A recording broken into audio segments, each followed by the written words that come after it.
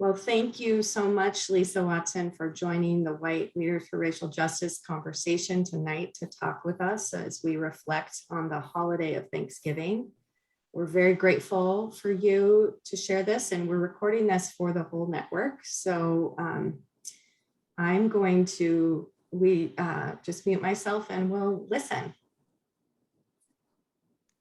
Well, thank you. Thank you so much, Katie and Kelly, and thank you to all of you for being here to talk about something near and dear to my heart, which is the conflict that exists in some Indigenous people around holidays. The framing of the conversation tonight is around the Thanksgiving holiday, but we've had some recent conversations within the ALF Fellows Program also around Columbus Day, which is another complicated holiday that recently passed. So I would encourage you to do a little bit of digging into the complicated history of that holiday as well. But for tonight, we are going to focus mostly on the Thanksgiving holiday. I am a member of the Confederated Tribes of Grand Ronde. My specific tribal history includes the Molalla tribe, the Kalapuya tribe, which are both part of the Confederated Tribes of Grand Ronde. And I also have ancestral history in Alaska, the Eyak tribe, which I'll talk a little bit about tonight as well. So again, thank you for your interest in just different perspectives around this and other holidays and sort of how they impact and are experienced by Indigenous members of your community. The first thing I always point out when talking about anything around Indigenous people is that we are not monolithic. Every person's experience and perspective is different, and it influences their point of view. So as Katie said earlier, tonight I'll be speaking from my own experience. I'll invite any other people on the call today who are Indigenous identified to share their thoughts as well if they'd like to. I identify as an urban native. I was raised in Salem, Oregon, born and raised there, and I never had experience living on historically tribal land or on a reservation. My family's history is not unique in Indigenous families. It includes the experience of intentional cultural erasure, the Indian foster care system, the trauma of Indian boarding schools, extreme poverty, and violence in the home. And my ancestors not only survived, but many of them thrived in spite of all of these things. And where we do have struggle in our family, I can often trace those struggles experienced back to systemic oppression and trauma that family members and their parents experienced. That is a conversation for another day. But just know that through my ALF experience, one of the awarenesses that I'm building is understanding that so much of the trauma that's felt in Indian country is based on or can be traced back to systemic oppression. I was raised in a traditional white dominant culture way around this holiday and other troublesome holidays like Columbus Day, because my immediate family did not retain models of Indigenous traditions. Because of adoption and the Indian foster care system, my father was raised by a white family, and our cultural traditions were not carried on familially. So now at 55, I am on a continuous journey of learning and understanding of the traditions and history of my own tribe. And that's my personal story. And as I said earlier, every Indigenous person's story is very different. So when talking about this holiday, I just want to start with some context around Indigenous people in the United States. There are currently 574 federally recognized tribes in the US. And there are many, many, many more who are not recognized by the US government and is recognized only locally or only by members or community members who know their name, their culture, their language, and their history. Each tribe has its own culture, its own history, its own traditions. And Indigenous people have inhabited the land that we call North America for at least 15 to 20,000 years. My ancestors developed trade and governance and communities and leadership structures and familial networks. And for centuries, they've lived, traded, and thrived in an area larger than the US borders are. I'll share in the chat in a moment an example of a trade route map that was developed by the Cartographic Concepts Company for the Smithsonian Institute's National Museum of the American Indian. And it shows the interrelatedness of North American Indigenous people. And I'm going to plop a link to this in the chat. You're welcome to go take a look at that while I am talking. Okay. And it really just shows there's a term I hear among Indigenous people, which is borders are BS, because they did not exist before European contact. And that map really illustrates that. So Indigenous people survived and thrived by understanding the natural landscape where they lived. And they had to deeply understand the capabilities and limitations of the land and the water. And they really saw their relationship with nature as reciprocal. One of my tribal identities is Eyak, which I mentioned earlier. Eyak was a nomadic Alaskan tribe traditionally. And my ancestors traveled all up and down the West Coast following seasons for subsistence, for hunting and fishing. Other tribes in our country, in North America, were more geographically stable and stayed in one area. And many others did both, traveled and spent large amounts of time in one place. So again, not monolithic. So in talking about the history of this holiday, I came across a quote that really spoke to me that I'll share with you. And this comes from an author named James Lowen. He wrote a book called Plagues and Pilgrims, The Truth About the First Thanksgiving. And his quote says, "The antidote to feel-good history is not feel-bad history, but honest and inclusive history." And so it's important to know that for many Native American people, the Thanksgiving holiday is actually a day of mourning and protest, because for many it commemorates the arrival of colonization in North America and the centuries of oppression and genocide that followed after. There are many ways that Indigenous people observe this day. One is the United American Indians of New England, since 1970, have been convening a National Day of Mourning event in Plymouth, Massachusetts.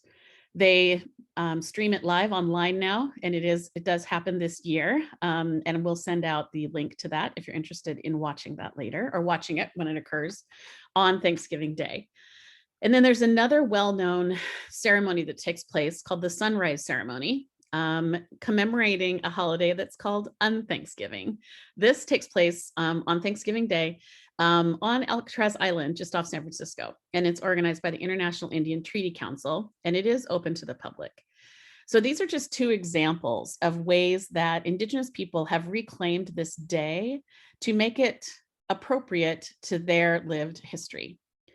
For me, acknowledgement of this isn't intended to make non-Indigenous people feel guilty or to shame them.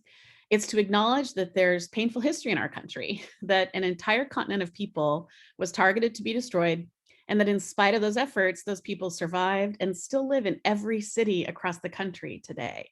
So our story is a story of resilience, and telling it gives people an opportunity to learn and to do better and not repeat this history.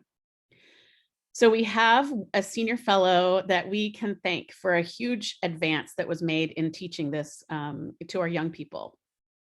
In 2017, Senate Bill 13 passed the state legislature, and Siadam Edno from class 31 at the time was the Sovereignty Program Director at Western State Center, and she was the coalition convener of Tribal History, Shared History, which was Senate Bill 13. And this law established and funded teaching of Indian history and sovereignty in K-12 schools across the state. We'll share in follow-up materials the information page for from the state legislature, and it actually feeds you through to, you can see the curriculum, how the curriculum was developed, and there's tools for educators on this page as well. It's a really incredible and rich resource for people who want to dive deeper into Native American history and our history in the state told from a Native American perspective. And there's a video tool that I'll share with you as well afterwards. So to talk about the history of this holiday, one of the things I wanted to mention is that the way this history is told in has traditionally been told in our schools is based on a romanticized version of what happened in this moment in our history. So about 4 years before the Pilgrims anchored off of Massachusetts, British fishermen had already been starting to make their way through New England. They stormed through native towns and kidnapped people for profit in the slave trade. Although that's left out of textbooks, this series of intrusions was actually the reason that was one of the biggest reasons that European settling ended up being so successful in the United States, because millions of native people who already live here were lost to the epidemic of diseases and illnesses. Before 1492, the Western Hemisphere was really isolated, and Indigenous people were spared from diseases that the rest of the world was succumbing to repeatedly. The lack of contact with Indigenous people meant that they also didn't develop any type of immunity to European, Asian, and African pathogens and diseases. So when Europeans started coming, they brought illness and disease with them. And Indians died at an alarming rate, making it substantially easier for colonists to overpower what was left of the villages. Pilgrims found empty villages in many places because 90%, yes, literally 90% of Americans, Indigenous people, perished before they even arrived. And that really furthered Europeans' sense that this was their destiny. It really encouraged them to continue to colonize westward. There's a great quote by two authors, Jolene Ricard and Paul Chatt-Smith, who are both Native writers, in a book called Our Peoples, Giving Voice to Our Histories. And it's actually part of one of the opening exhibits that was featured at the National Museum of the American Indian. And the quote is, "That initial explosion of death is one of the greatest tragedies in human history because it was unintended and unavoidable and even inevitable. But what happened in its wake was not." So one nation that famously suffered from the onslaught of this disease were the Wampanoag. They were made up of 69 villages scattered throughout present-day Rhode Island, Massachusetts area, northeastern part of our country. And they were skilled hunters, gatherers, farmers, fishermen during spring and summer. And then, like my tribe, the Eyak, they moved inland to a more protected area during the colder months of the year. And like Indigenous groups everywhere, they had a reciprocal relationship with nature and believed that as long as they gave thanks to the Creator for the bounty they enjoyed from the land and water, that it would continue to give back to them forever. So long before the arrival of the Pilgrims, the Wampanoag held frequent celebrations and giving thanks. And it was in the form of feasts and ceremonial games, very much like the first Americanized Thanksgiving.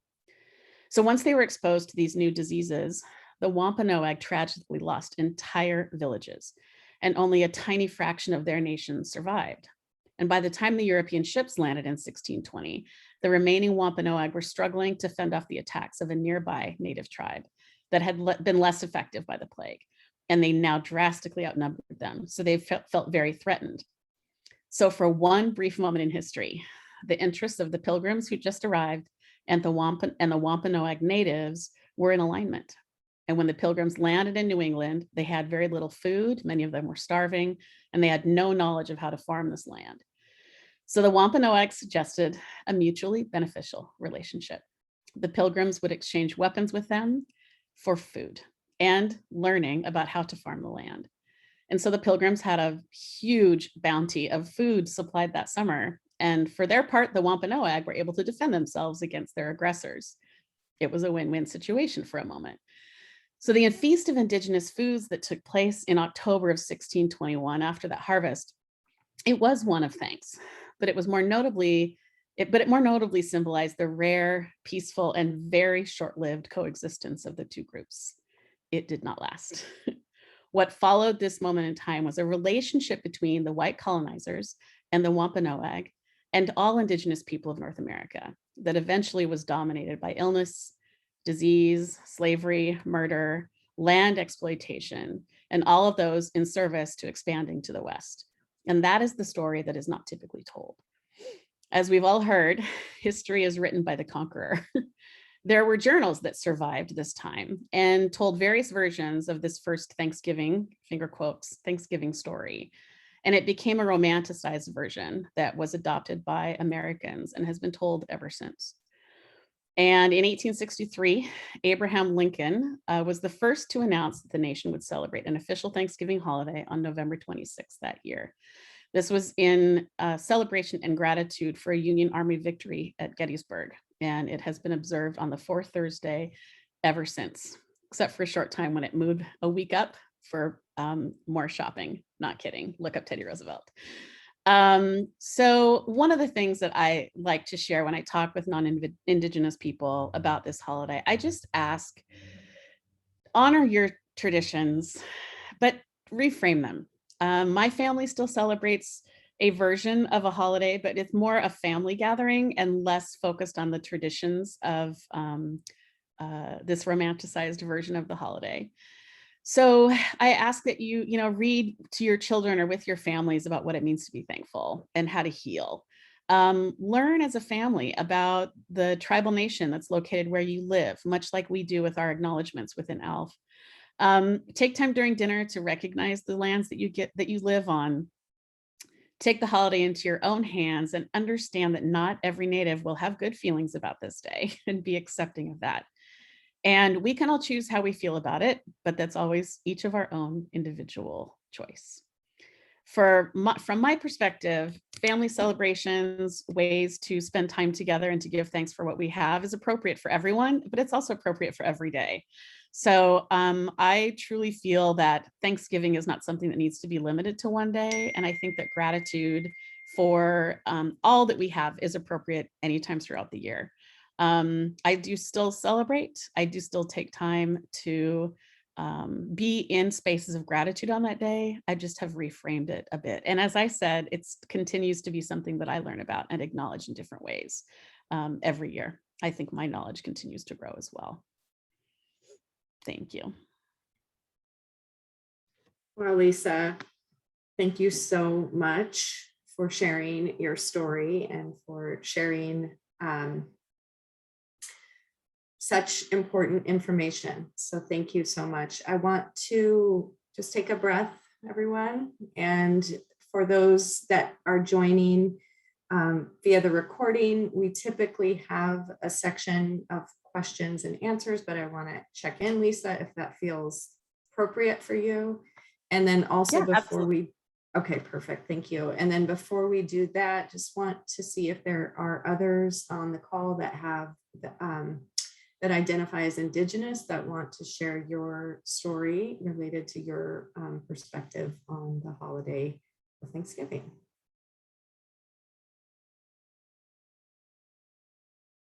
Okay. Again, let's go around and see if anyone has any questions for Lisa. So feel free to just unmute yourself and or ask in the chat. And again, so much gratitude to Lisa. Thank you. Thank you.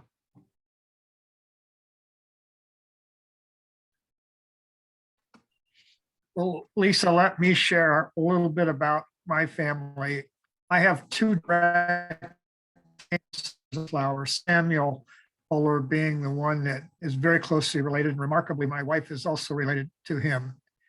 I also know that my father told me that he had a not small measurable percentage of native blood from the Cree tribe in him. And part of what this conversation tonight is going to prompt me to do is to do some research to find out which tribe it was. What sticks in my mind is the Cree tribe, which is around the Great Lakes in Canada, but he came from Texas. And so I don't know if that's accurate, but for me personally, having such a direct line to the Mayflower, it's embarrassing that we handled things the way we did. And as you and I have talked before, I grew up very close to the Grand Round Reservation, about 10 miles away. They are among the most extraordinary people I've ever had the privilege of getting to know.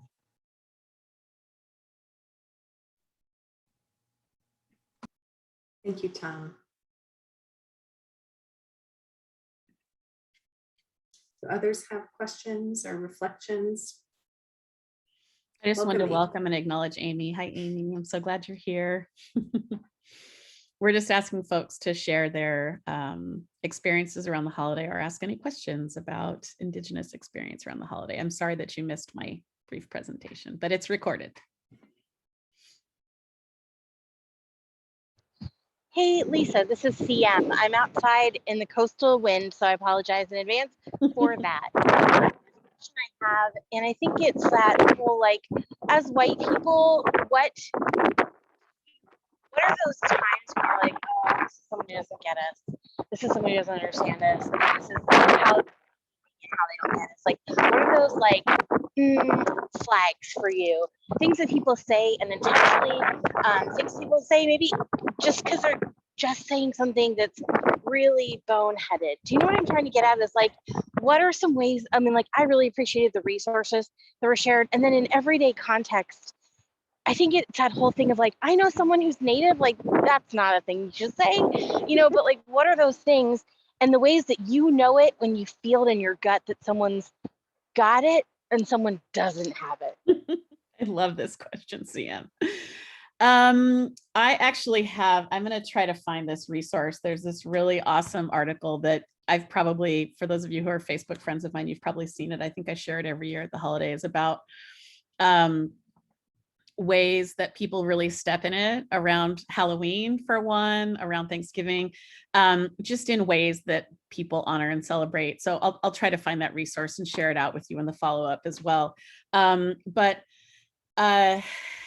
there's terminology that's been used in the business world for years that I find very inappropriate. The biggest one is powwow. When people say, let's have a powwow. Powwows are sacred ceremonial celebrations that are not, the correlation between them and a business meeting are zero. And so when people utilize that term, that often is seen as, to me, as very offensive and uninformed.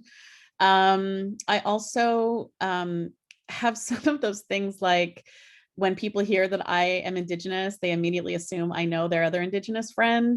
I know this happens to African-American people all the time. It happens to gay people all the time. So that sort of assumption that we all know one another is another trigger for me. There are thousands and thousands of Indigenous people living in the Portland metro area, and I don't know very many of them. So, and then I would just say anything that is a reference to Indigenous culture that is used outside of an Indigenous culture space is, to me, seen as inappropriate.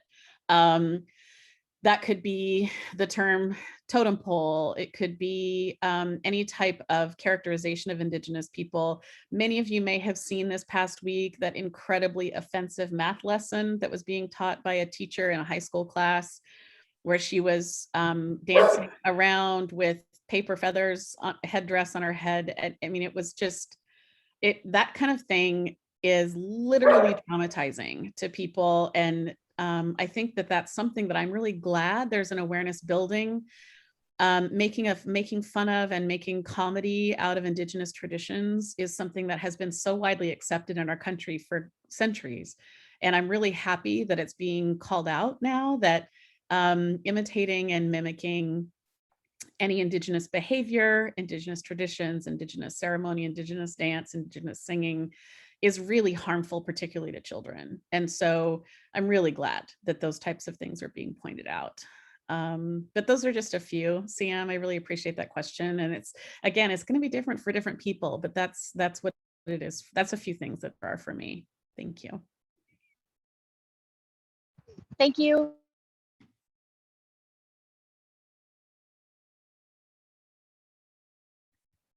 Ashley, go for it. Hi, Ashley. Hey, Lisa. I'm so glad I was able to get back to Zoom or in the video version. Florrie's going to bark at us momentarily. Good. I really appreciate you calling out the use of the term powwow. It's like, and it's so like ingrained in my brain. It's only in the last few years that I've really observed that and stopped myself But I find that like, you know, your place on the totem pole or things like that, and there's just a lot of things that I think we actually don't even know are appropriated. And so I'm still learning that. Do you know by any chance if there's in the resources of examples, other examples that we might not know about that are less maybe obvious? Yeah, I referenced it. I'll find it. There is one that I have shared a few times, and I'll look for it because it definitely, and it's not just around Indigenous words, it's actually multicultural, the piece that I'm thinking of, Right, and talks okay. about, yeah, it's great. I mean, it really talks about, I actually believe that one of our senior fellows, Rhodes Perry, has also utilized it in some of his work around belonging. It just really talks about all of these terms that we use in everyday language without realizing the root Yeah. of them. So I'll find it and share it with you. It would take me Okay. a few minutes to find it, I but I will. definitely will Okay. prioritize finding it because it's really useful. And I mean, I was shocked when the first time I read it because I still use a lot of these and really, you know, I'm trying to continuously build my knowledge around ways that I could be behaving that are unknown to be offensive. Yeah. If I could Ongoing work. a follow-up question, Yeah. Along those same sort of similar lines, is this romanticization and sort of fetishization of Native Americans that I see in like commercial activity, like in advertising, but also like in places, you know, stores and restaurants and I think of it along the same lines as like, you know, interrupting microaggressions, like how we're starting to go through those kinds of trainings. I'm curious, like, again, this is just your opinion and your own personal experience, but like, is it appropriate to like call people's attention to that? I mean, do you mean like call them out? Yeah, so like let's imagine like going to a restaurant in Portland, Grants Pass, Greg. And there's like a caricature, right? Around the holidays. Yeah. I mean, I think it's always appropriate to call it out. And I think it's even more appropriate and more powerful when white people do it. It's really easy for people to expect an Indigenous person to call out an Indigenous misappropriation of an image. People expect Black people to point that out when it's misappropriating Black culture. It's more powerful if a white person calls it out to another white person. It's just seen as having a different motivation, I think. So yes, please do.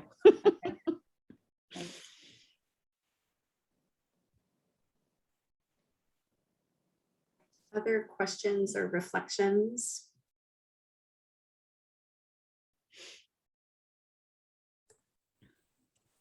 I don't know, at least if you've ever done any work with Alexa, or know who Alexis Bunton is. I haven't. I mean, I know the name, but I haven't done a lot of deep dive into the work. She's well, I just did a workshop earlier this year. We did like an 8-week long thing, indigeneity. She's with Pioneers and she runs their indigeneity program.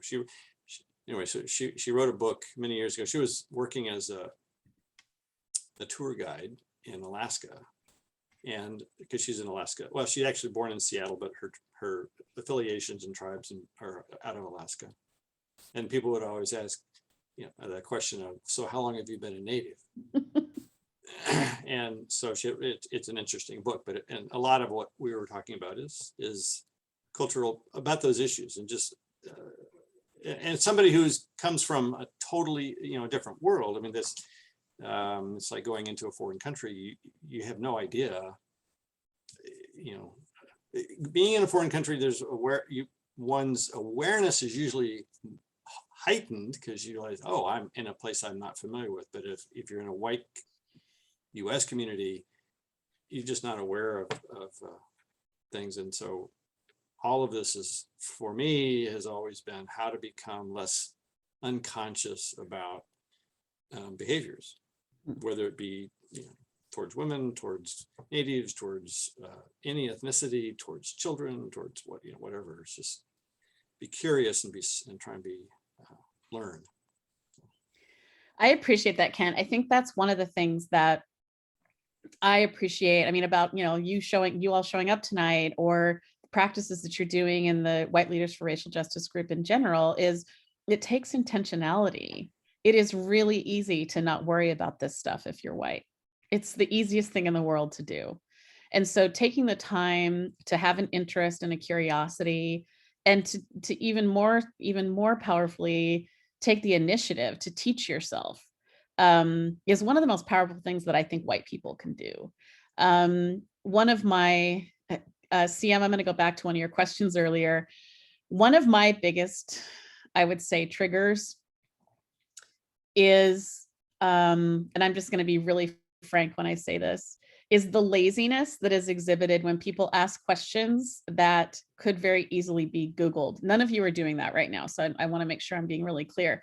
We're in a space of peer learning, so that's different. But just in general, there's so much authentically good native written information that exists in the world, that one of the things that I appreciate is when people take the time to do that on their own and come to me in a conversation already somewhat informed, clear that they've taken the interest to do some research on their own, or some learning on their own, or some education, peer education like this, before putting labor on a person of color to educate them.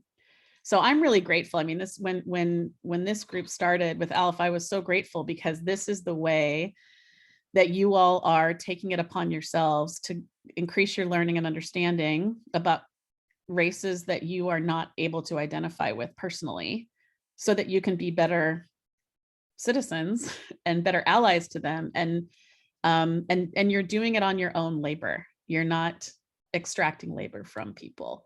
So I'm really grateful for that. And Kent, you know, the taking on your own education and reading and doing research is just such a powerful tool that I want to make sure is not lost on all of you and anybody who watches this later. It is so appreciated by women and people of color, and, you know, seniors, and, you know, just gaining a better understanding of their experience is just a really powerful thing to do. So I'm grateful that you all are doing it. And let me add to what you said. Thank you. You're welcome, and thank you very much. And I apologize for my, you know, the continuing unconsciousness of it. It's like, if I'm going in the thing is, it's always been, I think about it and say, okay, here's somebody that's in business, let's say, or in you know, they're going to date somebody, or they're going to do something. Usually you do a little research. It's like, okay, I'm going to meet this person. I want to know who they are, kind of who they're connected to, whether they are in a company or what else. You do all that in that situation, and yet not transfer that into other situations, which speaks more towards the, I mean, you say comfort, but it really speaks more to the hubris, to the conceit of us. Just say, Yeah. well, you know, if that's like, you're below me, I don't need to really learn all this stuff about you, and or you should teach me. And I didn't realize how often I've done this. Like, oh, can you explain such and to me? It's like, no, it's not your job. It's not other people's jobs. It's the same. So it's just really transferring the same thing that the people, that white people in a culture do, but they're not transferring it into other areas of the life. So. Yeah, there's a power structure that's different when it's white person to white person. Yeah. And I'm not afraid to use the word privilege. You were saying hubris and some other things, but it's privilege as well. Yeah.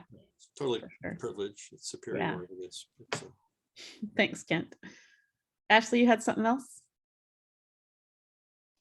Yeah, I really want to appreciate you for acknowledging when you were giving your remarks, you said this was not intended for us to feel for white people to feel guilty.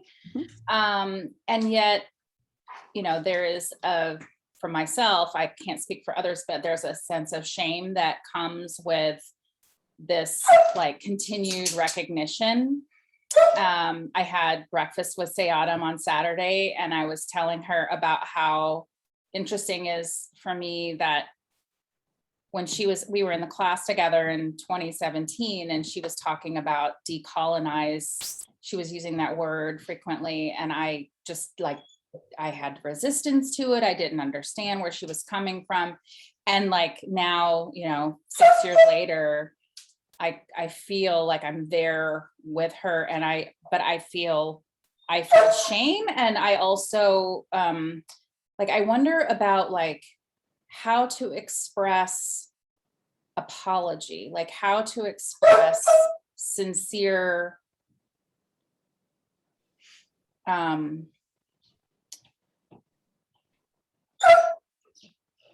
I don't know. I'm searching for the right word. Like it's deeper than regret, right? Yeah. How to do that in a way similar to what you were saying earlier to Kent, that's not placing the work upon you, right? Yeah. That it's a sincere expression, but it's not putting the labor on the recipient of that information. Yeah, it's loaded. I get it. First of all, give Flory a little scratch under the chin for me, because clearly she knows I'm here. Really, I'm gonna go on mute. She's so awesome. Yeah, there's a couple things in there that I'll reflect on, Ashley. One is the concept of shame and guilt. And I think that takes time for people. I think feeling those feelings is not the intention for me sharing this information today, but it's understandable. It's totally understandable to feel it. And so I don't fault anyone who feels those feelings when you hear stories of behavior of colonization and colonizers. I understand it. I think for me, what I have observed, and as a person who presented and passed as white my whole life, I feel it too sometimes, right? I understand that I often am in spaces where people don't acknowledge my Indigenous identity, and I feel the shame of white dominant culture. I understand it. But I think as people continue to learn, I think, you know, continuing to stay in this group with one another and supporting each other's journey around acknowledging the history of this country, it becomes over time less personal. And I think it can also become, it can get easier to recognize that, yes, a lot of things that happened were intentional, and they created a system and a structure that oppressed people of color and women and other identities. And the point of learning all of that is to change it. And so I think that as more people start to understand and really go through the mourning, I think it's a mourning process of feeling those feelings of shame and guilt and identifying with the white behavior of white people that we find objectionable, it gets easier to forgive our ancestors, or to at least understand our ancestors in a way that makes it less personal to us. So I don't know that that's a solution. I just think it gives me hope that over time, and as conversations continue, it gets easier for people to turn that pain and sorrow and shame and embarrassment and all of those feelings into action, because you understand, once you understand it, it's that once you know better, you can do better sort of philosophy, right? What can you do now to take what you know to help dismantle systems that oppress other people? But I think it takes time. Thank you. Yeah. Did I answer your other question? What was your other question? That was the question. Just Okay. like how to Oh, how to express it. That was your other part of it. Express it. Okay, thank you. Yes. Yeah. So I appreciate in conversations, like I've had conversations with people lately about Columbus Day. I've had a lot of people that we've talked about it, and I could go on about that for a really long time. But I think one of the things I've appreciated is when people have said things to me like, that makes me really sad. Like just identifying with the sadness around it, or just saying, gosh, I can understand how that could be really awful. I can just understanding and relating to the emotion of things is super powerful to me. I don't need people to apologize. You didn't do this. I'm looking at all of you white people on the screen. You didn't do what what created systems of oppression in this country. You aren't responsible for it in a way that we can blame you for it. But you do, I believe, have a responsibility to do what you can to change systems and to change structures that you live in that you might be benefiting from. That, I think, is also really healing when you can do that. I had a couple of thoughts spark as you were talking. When you first asked the question, Ashley, I was thinking, it's kind of struck me like what's the goal of the apology? Because I think I have found myself at times apologizing and for something when I think really it was to help relieve that sense of guilt or shame, and it wouldn't matter how sincere it was, it's not actually helpful to the person I was apologizing to, you know. So I think I've like just trying to catch ourselves in the like, you know, what's the goal there? My sense from what Lisa said and in other cases is like just keeping and showing up and learning and acting, and you know that's the best form of quote unquote apology, I guess, or something. But it was helpful to me also to hear you say, Lisa, just the relating to the feelings, and I think being able to name what we're feeling maybe is helpful. Not to try to ask something from the other person to do something about that, but just being able to be aware enough to name it seems also like a helpful practice, no matter what context we're talking about. And then Lisa, I have appreciated the idea of like, it's not your fault, but it is your responsibility kind of concept. But I think we're so good at absolving ourselves of wanting to be like the good white person and to say they instead of we, and you know, that kind of stuff, that sometimes I feel like it's like, no, we didn't create it, but we have perpetuated it. I have perpetuated it for most of my life, and I still do in some ways. And, you know, so it's like, I gotta be able to not be so separate from it too, you know, like, I don't want that feeling of guilt about perpetuating it to like get me stuck, which it has before, but I also don't want to separate myself from it, because then I don't think I feel it in the same way, or maybe take as much responsibility or something. Anyway, so while I appreciate what you said, I also think that, yeah, we risk a little bit of like absolving ourselves as white people too quickly. You know? Yeah, I appreciate that, Amy. I totally understand what you're saying. And I'm gonna say, I think it's both. I think this is a true ALF both and situation where we can feel, I mean, whatever feelings you're feeling are yours, right? Those are going to happen. And there's nothing I can say or anybody can say that's going to change how you feel. Naming it, I think, is really important. And I think being able to say that what you feel is the guilt or the shame or the sadness or whatever those things are is powerful for you, because then you have at least a name to what you want to process and work through, right? That's a personal thing. Sharing it with another person, I think, is powerful too. And sharing it with other people of color or white people is different, right? All of those actions have different impacts on you. And at the same time, feeling those feelings is a form of acknowledgement that can be a turning point for taking action, right? I understand how this feels for me. What am I going to do with that?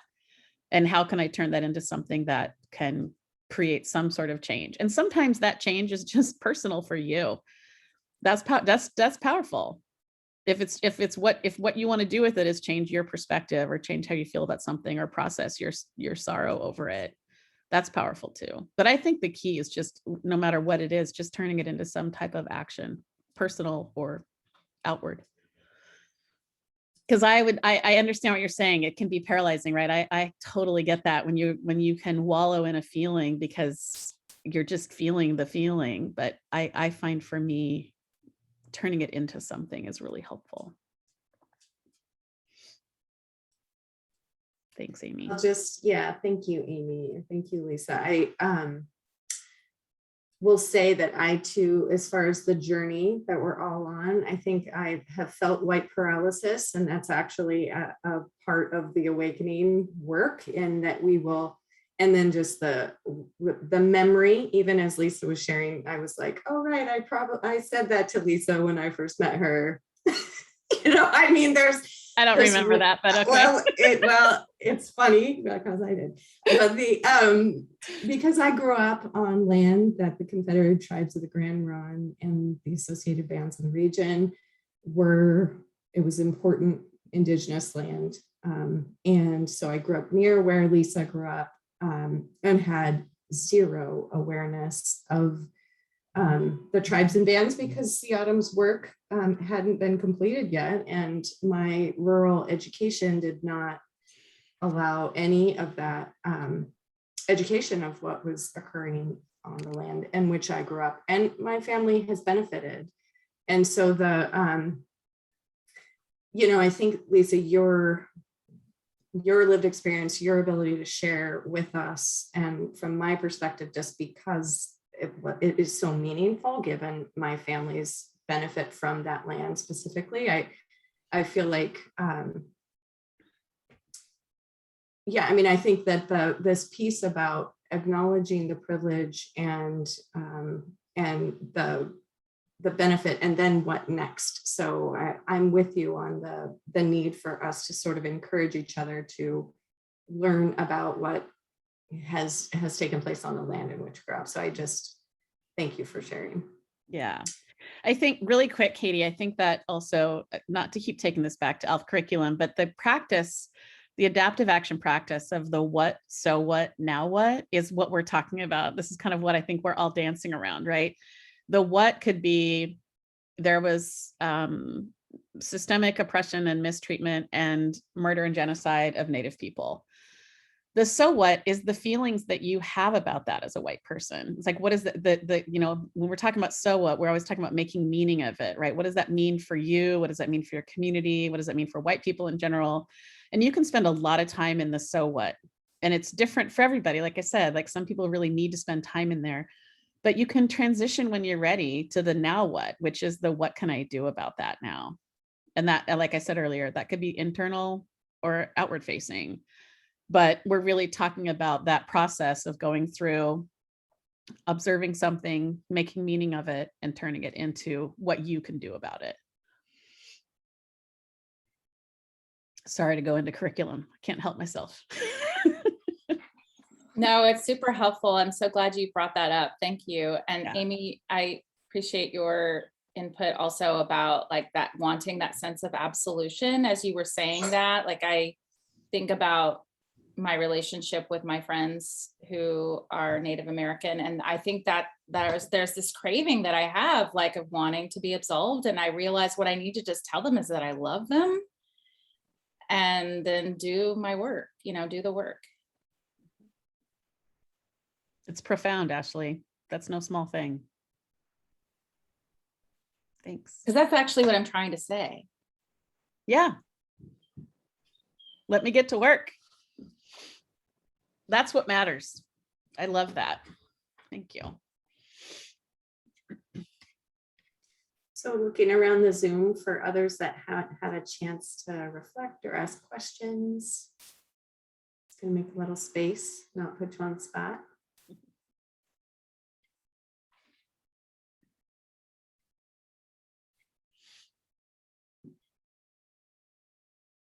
I think that's kind of me. I really appreciate this whole conversation and the sharing. Thank you. I've had a lot of stuff running through my head during this whole thing. Obviously, the being, I didn't do this, but I am responsible for how I interact with it going forward. that occurred to me, and then it came up and got discussed, so I didn't feel like I needed to bring that in. I would say, I think one thing I've been gently called out on personally twice in the last month, in different circumstances. But I've had a couple of different people come to me and say, we weren't really sure where you were or what you were thinking, or whether you were supporting us or not during this, whatever it was. And in my mind, I was with them, and I was, and in at least one of the cases, I was participating in the conversation and trying to raise, bring in thoughts on how to move forward and how to solve the problem that was being discussed. But somehow it wasn't clear that I was in support of what was trying to be done. Mm. And to me, that was a wake-up call and kind of a lesson. And I had a very frank conversation with another colleague who is about my age, female, but white also. And she put it in pretty frank terms that you and I are in this position, and we have a responsibility to be more clear about communicating what we're thinking and what our support, where we are, and that we support, and don't just start jumping in trying to fix the conversation, but start with, or fix the situation or whatever it is, but start with making sure people are clear where you are in this. And I'm not quite sure what to do with that in this context, but it seems relevant and a lesson for me that I'm going to be working on here for a little bit now. It shocked me really to learn in both of those cases that they didn't know that I was supporting them.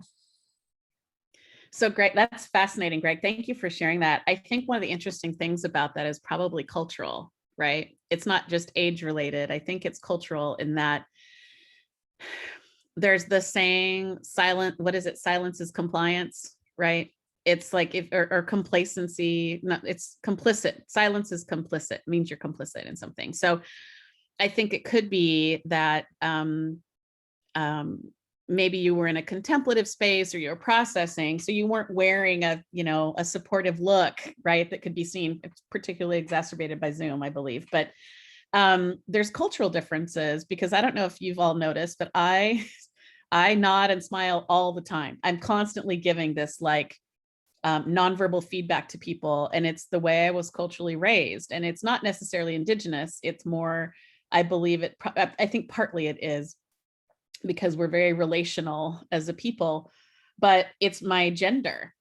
My cultural upbringing means that I have to constantly be affirming to others. I'm a caretaker. I'm not a mom, but I'm mom people, right? And so there's cultural differences that I think can cause that. And what a gift to have somebody call that out to you, so that you can say, oh, I wasn't indicating with my body language that I was supportive of you, and you can work on it. That's an amazing gift that they gave you. And I think the other thing is just I think it would be really fascinating to watch for a while, if you get really intentional around that, how it can feed on itself, and you'll get feedback. People will be more, I think people will be more mirroring your behavior if you're feeding them, positive body language, or you're showing your affirmation through your body language. I bet you'll get more of it back too, because I think people reciprocate what they're getting. You know what I mean? Like, you may be able to, you'll probably feel, I would guess, you'll probably feel more affirmative responses if you're giving them. That'd be interesting to see, to notice. But there's probably a cultural difference there around gender, maybe age, maybe race. I don't know. But I've just always known, I just have been acculturated to give constant nonverbal affirmation to people. And I think in general, female identified folks tend to do that more. It's, yeah, middle-aged white male raised by German Lutherans. We don't show nothing. I was accused once of being the dictionary definition of the word stoic. So this was a counselor that I was working with that said that. Ugh. Well, now you know where it came from. I have the German Catholic upbringing as well, so I probably could have fallen somewhere in the middle, but I definitely landed in the more affirming side. That's interesting. That's one of those things, though, Greg, that I think I'm glad you brought it up, because I think that can show up in a lot of different ways culturally. Cultural, racial, gender, probably age, geography, right? I mean, depending on where we lived, our interpersonal reactions with people are very different. I just had I'll end on something funny. I saw this really amazing thing on Facebook where a woman said, share how people from your region send the message to guests that it's time to go. And the Midwesterner said, 2 hands, slap on the knees and say, well,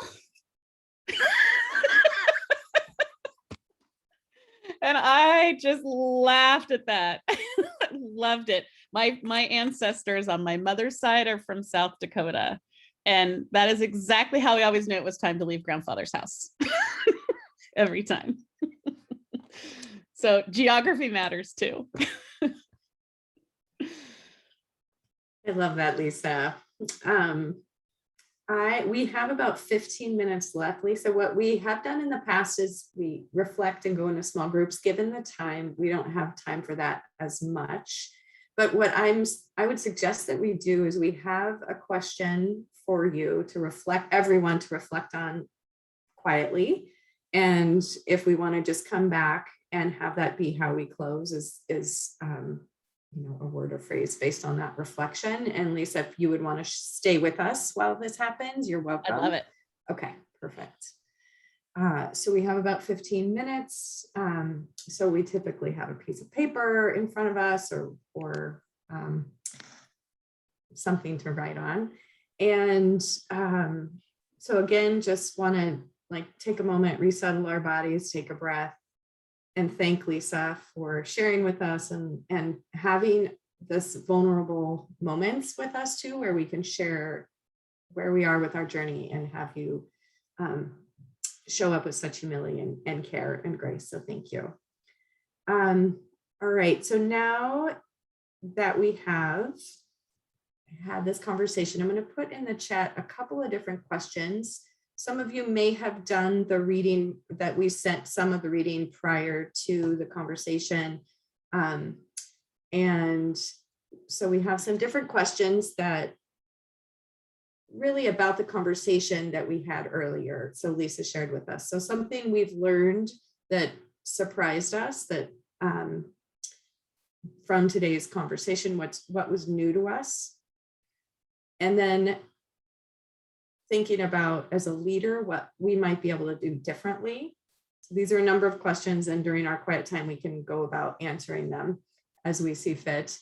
And that what you're seeing now with your leadership role with New Eyes. So looking based on these conversations, how could you make change based on what we've heard today?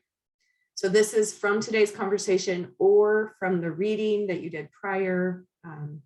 So we're going to spend, I'm going to say 2 minutes of quiet time, and then we'll go around, and those who want to share can each have just a sentence or two that we share. So I'm going to start the timer. Yeah, we'll be back in a couple minutes.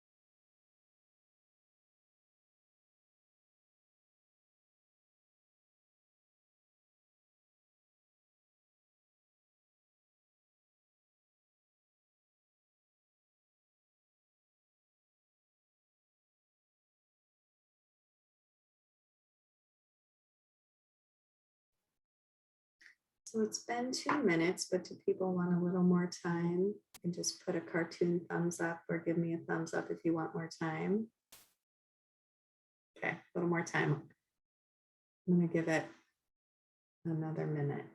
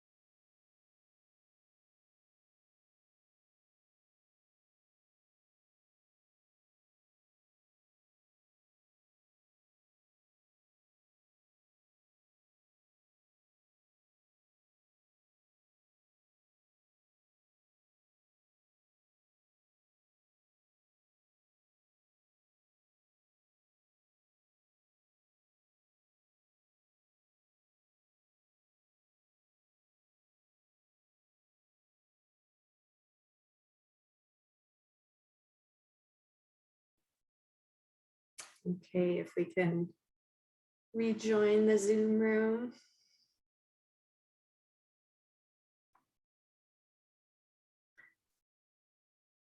Take another deep breath. Reflecting brings up our emotions, and this is a heavy and important topic. So thank you for going on that journey personally.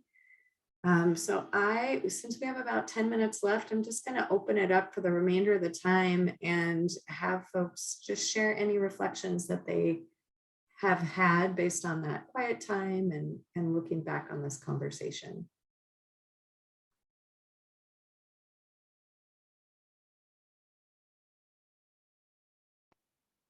This is CM. I can go. And I just wanted to say, there was a comment made earlier, Lisa, where you said, like, I get frustrated when people don't Google what they could Google. And great point. And I also was like, yeah, and people come to it when they're ready, right? And I was thinking about that in regards to, I don't know if ALF is paying you for your time, but your wisdom and subject matter expertise is valued. And when you said it's not extracting, I'm like, actually, it is. Like, we kind of take for granted our own organization and our own folks. If you were to go to other organizations, you would be paid for your time. And so I'm grateful. That's my reflection is, around this. And I'm glad it's being recorded. And I think one thing we can do is talk about your, lived experience to the other organizations we're a part of. And when they're looking for speakers, share who you are with them so that other people can listen. And I wish and hope more people will take advantage of this. And it's not that I have a different experience about Thanksgiving. I'll just say I have gratitude for you. Thank you. Thank you, CM. I want to share that this was maybe the most extraordinary session that I've participated in, because as most of you know, I was brought up in a very prejudiced family. My father had no use for people of color, in particular African Americans. And as I listened and reflected, as I mentioned, I lived about 10 miles away from the Grand Round Reservation. And I realized that my father never spoke ill of Indigenous peoples. And it may have been because we do have a measurable amount of Indigenous blood in us. But I think it was more as a farmer, he respected the Indigenous love and respect for the land. And it struck me tonight that I never heard him speak ill of the tribe or its people. And that is extraordinary. That has made my participation in these, it's made it in spades. Thank you all.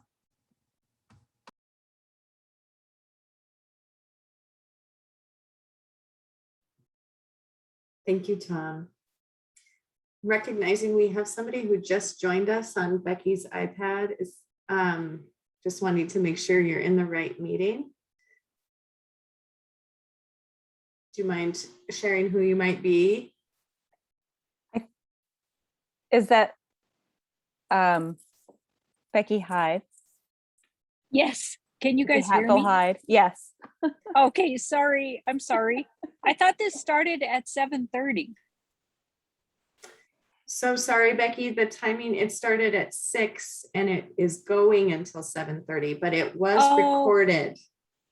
So. Oh, good. Okay, thank you. I'll pop off. Thank you. Okay. Sorry. No problem. at You all. can stay, you Nice. can Okay. stay, Becky. Yeah. Yeah, you can Darn stay. it. Don't run off. It's okay. I just wanted to be sure you were in the right meeting. Sometimes Good. you never know who's joining, but you're Shoot. welcome to stay. For please. like the last half hour, I've been reading all the background documents, getting excited to get to have the discussion. Okay. All right. Thanks, guys. You're welcome to listen in for the last few minutes. Becky. Yes. Okay. Please do.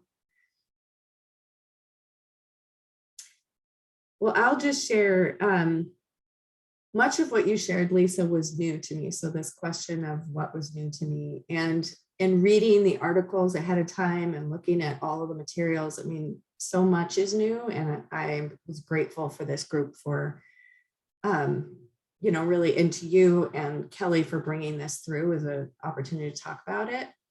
And I would say really something that resonated based on this conversation and resonates really with me in all of this work is as we're on this journey together, that we don't separate ourselves from our fellow white people who are also new to this information. And that as soon as you get to the other side of the knowledge of now I understand, you were just a minute ago, you were on the other side of that. So having the grace and humility and care to essentially, really bring that kind of belonging all through the work. So that really resonated for me in this conversation.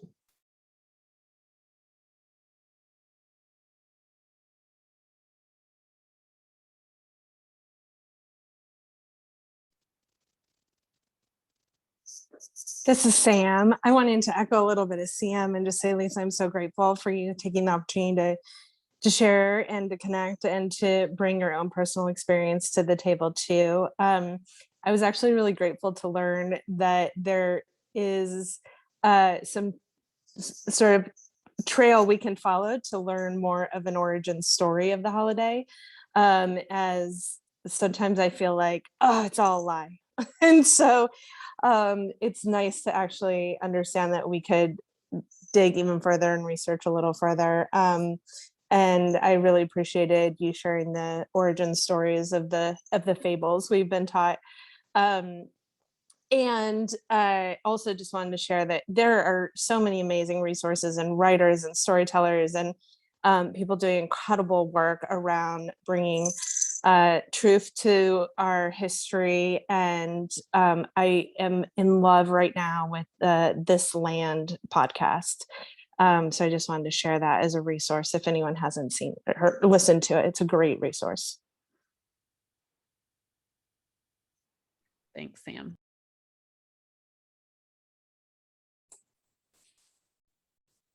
So, Lisa, I'm very thankful for you being here, but I'm also thankful you went through, I think you called it the adaptive practice. Well, that wasn't part of our curriculum, but I was looking it up here, and I think it's also called the reflective practice.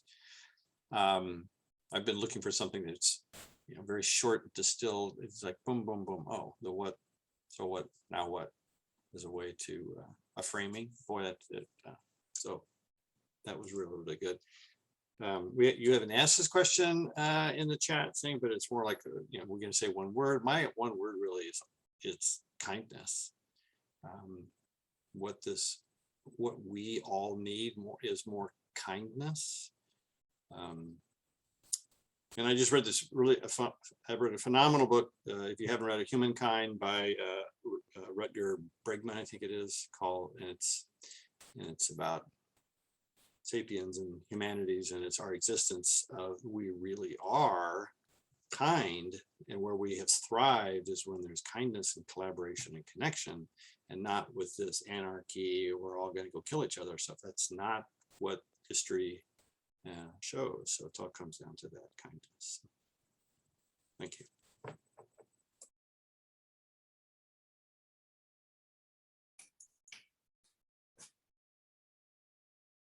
I'll join in the saying thankful also, Lisa, for you sharing your story and for the context and the history. I'm big on history and learning where things came from and where ideas came from. So having some more context with that story instead of just it's all lies, that is helpful.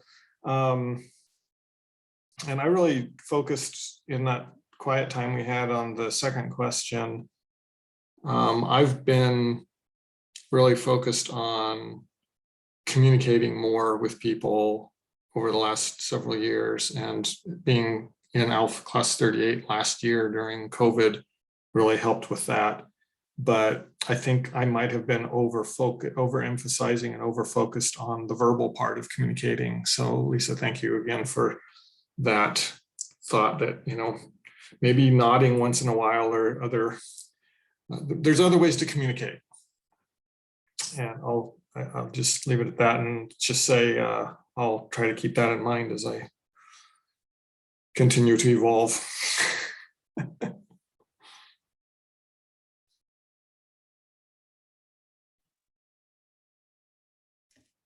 I'm going to watch the recording so I get to see Lisa's presentation, which I'm very sorry to have missed, so that I can hear your story and perspective. Thank you. And then from the part of the conversation I was a part of, I think a number of things are really helpful, but I think what I was most interested in saying that I was reflecting on was kind of my the need to be willing to take more risks, and I'm holding that in sort of balance with my tendency toward both and, which I tend to value. You know, I tend to think that's a good place to be, you know, in that type of thinking. But I also see that kind of from what Greg was sharing, that I could spend too much time in this, almost in the safety of both and that arose for me because silence can also be safe, right? Like I'm not having to take a risk of speaking out. And I think the both and can also be a place where I can stay too safe sometimes. And so I think I'm just holding that. How can I hold that value and that capability that I have alongside a willingness to make clear where I stand and speak up and take risk when it comes to racial justice. So that's what I'm holding, walking away. Thank you.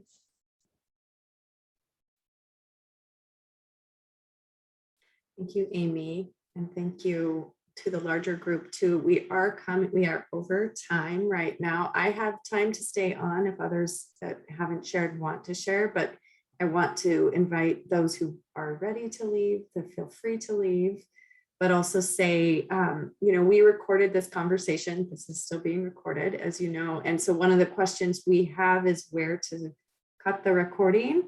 And a lot that was shared was personal and vulnerable. So we just want to check in and ask you if you would want us to cut at Lisa's the end, or if our question and conversation you would also want included. So if you are not comfortable with the more vulnerable parts of the conversation, feel free to chat me privately here or publicly if you want, or send Kelly an email that says, please stop it at Lisa's. But if you are open to us having the dialogue, it's also helpful for people. So just wanted to make sure people have that in front of them.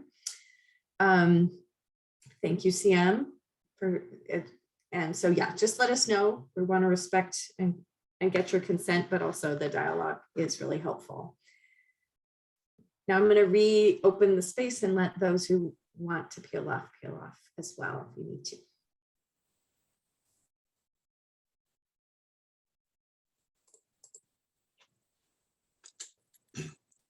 I'm leaving. Bye. Thank you so much.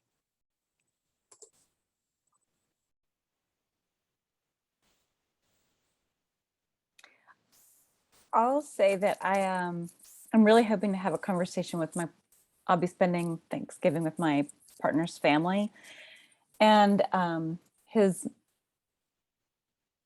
think his mom has tribal heritage in her blood, but Brad just texted me and said, I'm going to follow up and see.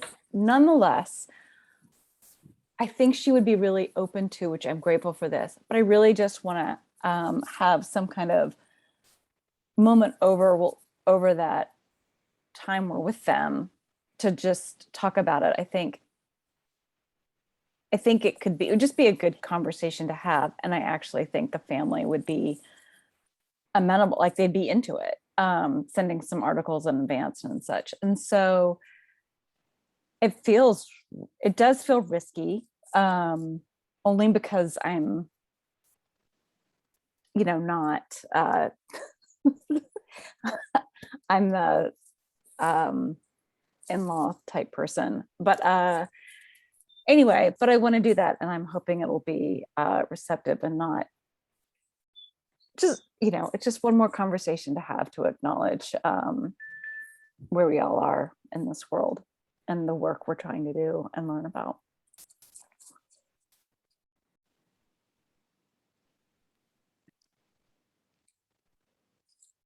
I have to say that I was giggling to myself a little bit about thinking about raising this with my mom over Thanksgiving, because I haven't seen her in 2 years, and I'm finally like agreeing to get together, but we're agreeing to get together in a different place. And it's like hard enough as it is. And it's like, yeah, I don't know.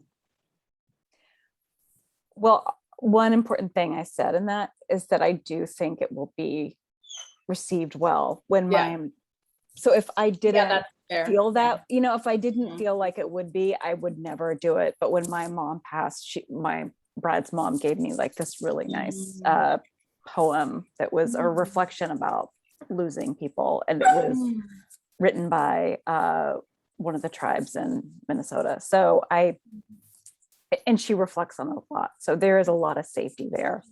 Yeah. It shouldn't be as risky as it feels. Yeah.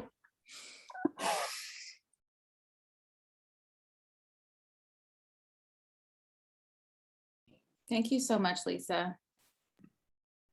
It's a pleasure. It was a pleasure and an honor. I want to share, just because Greg's here especially, your comments about how we show up and show support for people really resonated with me. What I'm taking away today is that just increasing my awareness of that, because I am aware that I tend to be, nodding and affirming all the time, but I'm also aware of the fact that that's a cultural thing I probably don't need. I might be able to let go of some of it, and just bringing that awareness up of, if what, like Amy saying, why are we doing things? Why are we asking? Why are we apologizing? I'm now asking myself why I do that so much. And it makes people feel good. And I get all that, but it expends energy from me. And it's at a premium these days. So what I'm coming away from this today is just building an awareness of how I physically show up in spaces and making choices about how I'm going to expend my energy once I'm there. So it, in a different way from you, Greg, but it definitely, it's brought up my awareness. I'm really grateful for that. It's exhausting, honestly. It's exhausting. So I can probably reserve some of that for when it's really needed. So thanks for bringing my awareness to it too. Well, I think, oh, sorry. I was going to say, I was going to let us end on that, but if you had one last thing, Ashley, that you want to share? Oh, I'm so glad that you said that, Lisa, because I noticed I was feeling very protective of you when you were talking about how affirming you are of others. And I know it's exhausting to be that person who is doing that for everyone and and feeling a sense of responsibility to make sure that everybody else feels comfortable. It's exhausting, and sometimes you need to be able to say, no, I just can't do that right now. So yeah. Thanks, Ashley. Sorry, thanks, Katie. Oh yeah, no, just so much gratitude, everyone, for your time and for staying a few minutes after too. Amy, thank you for that point in the chat about that if we didn't share that the dialogue would be shared, that we probably shouldn't. So I think but we can keep it, well, what we'll do is keep an ear to people too, if it comes through email, and then Lisa and Kelly, please let us know what you think. But just as we go into this season, again, so much gratitude to each of you for taking this time out and for your work, your personal journeys. Lisa, for sharing with us. And we will be reconvening on December 15th, not twice. We won't be actually convening in November and December, but just once, in between two of the holidays that are celebrated in the winter months by some people. So we look forward to seeing you there, and thanks again, and have a good night. Thanks, everyone. Have a good night. See you Thank soon. y'all. Thanks all. Bye. Bye. Bye.